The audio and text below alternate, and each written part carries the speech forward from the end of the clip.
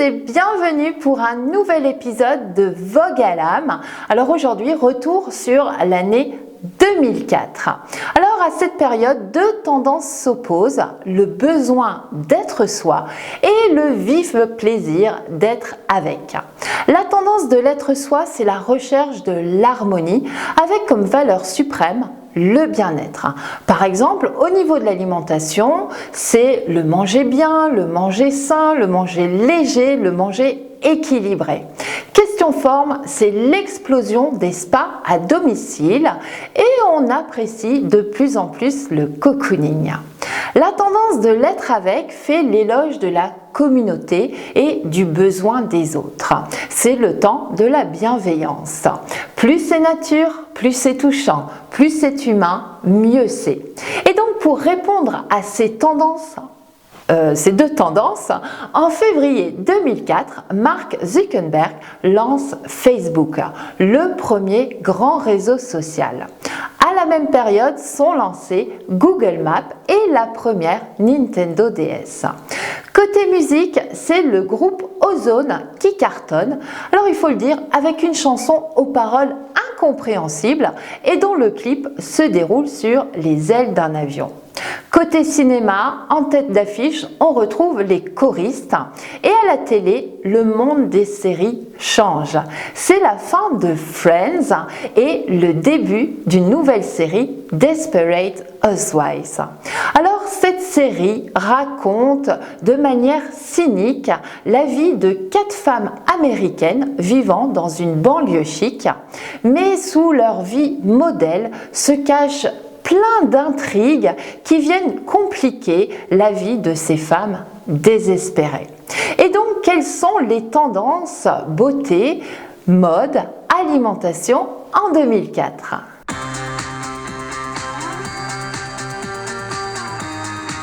Après les années farfelues de régime, les années 2000 semblent plus raisonnables. En effet, perdre du poids n'est pas une chose facile et ne se prend pas à la légère. Bien manger et rester mince est une affaire de tous les jours et ne peut se régler en quelques semaines de sacrifice. Et pourtant, à cette période, on nous propose encore des régimes farfelus qui sont bien souvent difficiles à suivre. Je vous en rappelle 3. On a tout d'abord le régime Spotlight ou encore appelé le régime Lagerfeld, car en effet, en 2000, Karl Lagerfeld va perdre plus de 42 kilos avec l'aide du docteur Oudrey.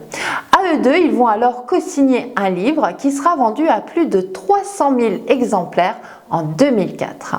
Alors ce régime est simple, il consiste à consommer des légumes, de la viande, du poisson, mais aussi des sachets protéinés et des compléments alimentaires pour éviter les carences.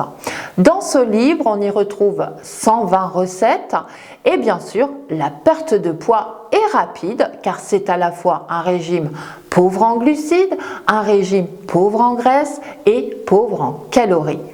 L'apparence est souveraine, en apparence en effet, car ce régime ne fonctionne pas très bien, car premièrement, il est cher, mais surtout, il n'est pas compatible avec l'activité physique, du fait qu'il y ait un manque d'énergie et une carence en acides gras. Et surtout, il nécessite une grande force mentale sur le long terme. Les faiblesses ressenties peuvent faire craquer, ainsi que la faim et les privations qui font partie de la mise à l'épreuve du régime. Ensuite, vous aviez le régime Okinawa qui se veut être un régime bien-être. Il a été mis en place par le docteur Suzuki et il s'agit plus d'un mode de vie que d'un régime. Il est varié, il est recommandé de manger modérément de petites portions. Malheureusement, en 2004, il est difficile à mettre en place, contrairement à aujourd'hui, car on trouvait très peu d'algues alimentaires, de soja ou encore de tofu. Enfin, il y avait le régime low carb dont le principe consistait à réduire l'apport en sucre, en en glucides. C'est en fait une réactualisation du fameux régime Atkins où l'on pouvait manger de tout, sauf des laitages, des fruits, des féculents et toutes les pâtisseries et autres douceurs. Alors attention ici avec ce régime à la fatigue musculaire, aux carences en vitamines et en fibres et surtout attention à la baisse de morale. On est loin de la tendance bien-être.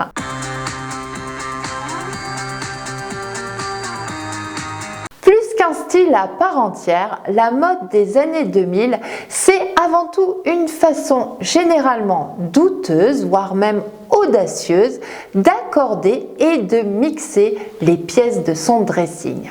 C'était par exemple porter sa mini-robe d'été sur un jean évasé ou délavé, enfiler un leggings avec une tunique mi-longue et surtout la petite paire de ballerines souples.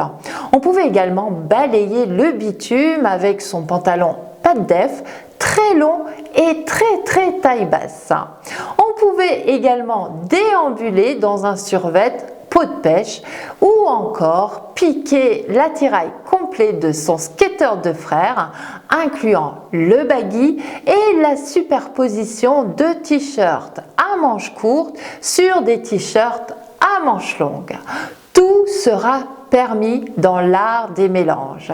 Des mélanges ultra féminins et de masculins, de lingerie, de sportwear, de folklore, de très grands ou de très menus.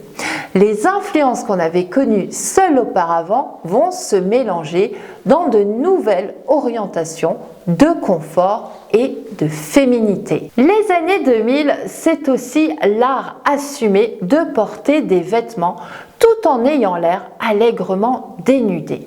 Les tailles basses flirtent ainsi de façon ostentatoire avec les lignes pubiennes, tandis que les tops, les blouses dévoilent souvent l'intégralité du ventre qui va exhiber un petit nombril rehaussé d'un élégant piercing diamanté. Même le pull d'hiver se veut à l'époque sexy. On dévoile ses épaules avec un ingénieux col bateau à grand revers ou doté d'un décolleté lacé suggestif, laissant ainsi entrevoir la poitrine.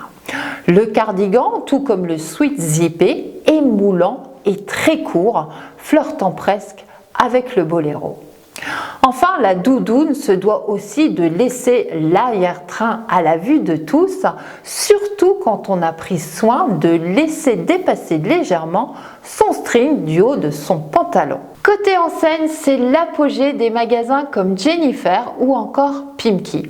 Et d'ailleurs, en 2004, Karl Lagerfeld, et oui, encore lui, va être le premier à collaborer avec les magasins H&M.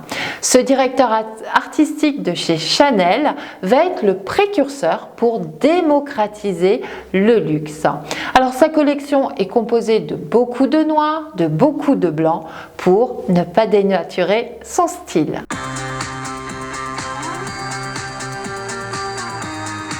Dans les années 2000, c'est l'essor des centres de fitness et en 2004, on en compte 2500 en France. Alors dans ces centres, on y trouve les activités classiques avec la salle de musculation, l'espace cardio-training avec des appareils de plus en plus performants comme le tapis de course notamment, et il y a aussi les cours collectifs et les cours de danse. Ici, les concepts ne cessent d'évoluer avec l'essor de la Zumba et toutes les activités proposées par les Mills. Et ces activités vont donc attirer de plus en plus de femmes et pour les fidéliser, on va leur proposer des programmes de musculation spécifiques mais aussi des programmes minceurs. On va également développer dans ces centres des saunas, des soins de beauté et également des sports de combat et de défense. Et toujours pour attirer les femmes, on leur propose des vêtements de plus en plus confortables tout en étant sexy.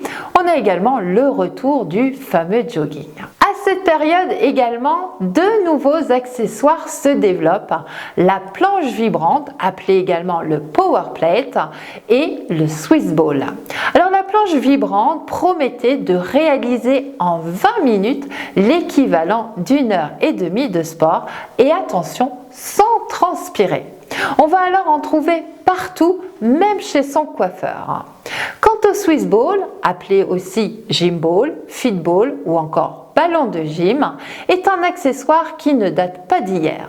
D'abord utilisé comme jouet pour les enfants dans les années 60, puis comme accessoire à l'aide à l'accouchement dans les années 90, le Swiss ball devient un véritable accessoire de musculation début des années 2000. Il permet de travailler plus en profondeur les muscles sollicités avec un travail important sur le gainage. En parallèle, se développaient les compléments alimentaires. Alors même si aujourd'hui on trouve des poudres contre la cellulite, contre la rétention d'eau, pour perdre plus de gras et dernièrement pour des effets de lifting, à l'époque, début des années 2000, c'est la fureur des bocaux de protéines.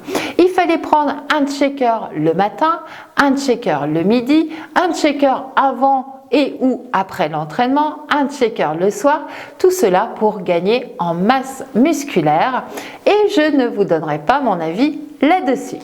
Et voilà, j'en ai fini avec l'année 2004. J'espère que cette vidéo vous a appris des choses ou vous rappelez de bons souvenirs. Ça remonte déjà à presque 20 ans. En tout cas, j'espère que cette vidéo vous a plu. Et bien sûr, on se retrouve la semaine prochaine, mercredi avec de la marche active et samedi du Pilates. En attendant, je vous souhaite un excellent week-end et je vous embrasse très fort.